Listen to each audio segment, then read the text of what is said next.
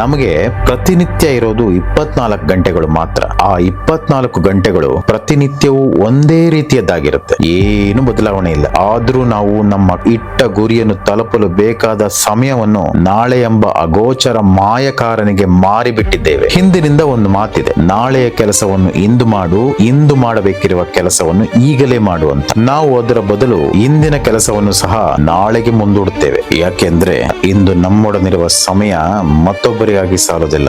ಇನ್ನು ನಮಗಾಗಿ ಸಮಯ ಎಲ್ಲಿದೆ ಅಂತ ನಮ್ಮ ಪ್ರತಿನಿತ್ಯದ ಪ್ರೋಕ್ರಾಸ್ಟಿನೇಷನ್ ಚಾರ್ಟ್ ಒಂದು ನಮಗರಿವಿಲ್ಲದೇನೆ ತಯಾರಾಗ್ಬಿಟ್ಟಿರುತ್ತೆ. ಕೈಗಟ್ಟಿದ ಬೀಸಣಿಕೆಯ ಚಾಮರದಂತೆ ಮತ್ತೊಬ್ಬರ ದಣಿವರಿಸಲು ತಯಾರಾಗಿ ಬಿಟ್ಟಿರ್ತೇವೆ. ನೋಡ್ತಾ ನೋಡ್ತಾ ಇವತ್ತು ನೆನ್ನೆ ಆಗುತ್ತೆ, ನೆನ್ನೆ ಮೊನ್ನೆ ಆಗುತ್ತೆ, ಮೊನ್ನೆ ಮಾಸಿಯೇ ಹೋಗುತ್ತೆ. ಇಷ್ಟೆಲ್ಲ ಮಾಸಿ ಹೋದ ದಿನಗಳ ಕೆದುಕಿದರೆ ಸಿಗೋದು ಬರೀ ಕೆಂಡವಾರಿದ ಮಸಿ ಮಾತ್ರ ಅಲ್ವಾ ಸ್ನೇಹಿತರೆ? ಕಮಿಟ್ಮೆಂಟ್ ಅಂತನೋ, ಜವಾಬ್ದಾರಿ ಅಂತನೋ, ನಮ್ಮ ಕರ್ತವ್ಯ ಅಂತನೋ ದಿನದಲ್ಲಿ ಒಂದಿಷ್ಟು ಸಮಯನ ಮತ್ತೊಬ್ಬರಿಗಾಗಿ ಕೊಡೋದು ತಪ್ಪಲ್ಲ. ಆದ್ರೆ ಅದರ ಜೊತೆಯಲ್ಲೇ ನಮಗಾಗಿ ನಾವು ಕೊಡಬೇಕಾಗಿರುವಂತ ಸಮಯನ ಅಲ್ಲೇ ಎಲ್ಲೋ ಮರೆತು ಬಿಟ್ಟು ಬಂದಿರ್ತೀವಿ. ಅದು ಹುಡುಕಿದ್ರೆ ಕಾಣಬಹುದು, ಆದ್ರೆ ಎಂದಿಗೂ ನಮ್ಮದಾಗಿ ಕೈಗೆ ಸಿಗಲ್ಲ.